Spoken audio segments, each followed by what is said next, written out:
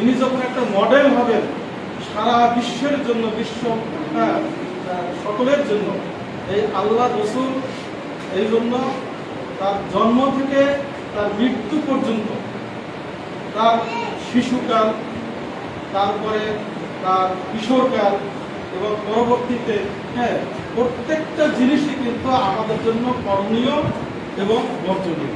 যেটা তিনি বর্জন করেছেন সেটা বর্জন করতে হবে, যেটা তিনি কি করছেন সেটা আমাদের করতে হবে।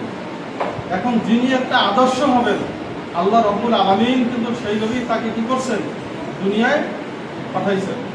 এবং আল্লাহ রব্বুল আলামিন আমি প্রেরণ করেছি একমাত্র রহমত স্বরূপ। বুঝতে পারছো?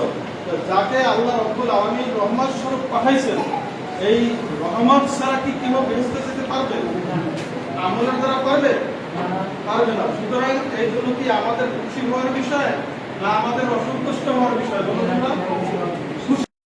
কোন অলৌকিক ঘটনা আমাদের থেকে প্রকাশ পায়নি, কি পেয়েছে বলো?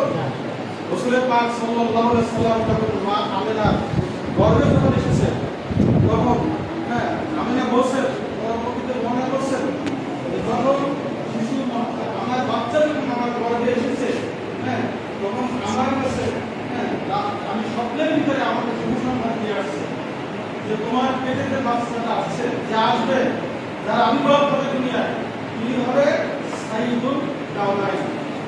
এই ইহকাল পরকালে তিনি হবে কি আমি সব যে দাদাদের যে পোশাক আমি সবকে আমি এটা আমি না তিনি বর্ণনা করছেন ইতিহাসের ভিতরে সেটা হাদিসে আসবে না। এটা ইতিহাসের ভিতরে অন্যান্য কিতাবের ভিতরেও এভাবে কিন্তু এসেছে। আমি আরো বলেছেন যে স্বাভাবিকভাবে অন্যান্য বাচ্চা যে সমস্ত মায়ের গর্ভে আসে তারা যে কষ্ট অনুভব করে, আমি কিন্তু ওইভাবে কষ্ট অনুভব করি না। এই জীবনী থেকে যাতে আমরা কিছু গ্রহণ করতে পারি, কেন তিনি তো আমাদের জন্য আদর্শ, আমরা যাতে কিছু গ্রহণ করতে পারি এভাবে।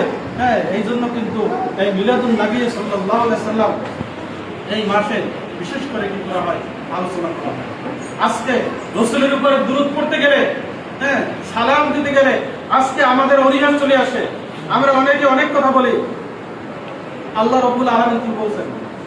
আমি প্রথমেই তেলাওয়াত করছি, ইন্নাল্লাহা ওয়া মালাইকাতাহু ইউসাল্লুনা আলান নবী। আল্লাহ এবং ফেরেশতা তারা রাসূলের উপরে কি করেন? ইউসাল্লুনা শব্দের অর্থ দুরূদ করেন।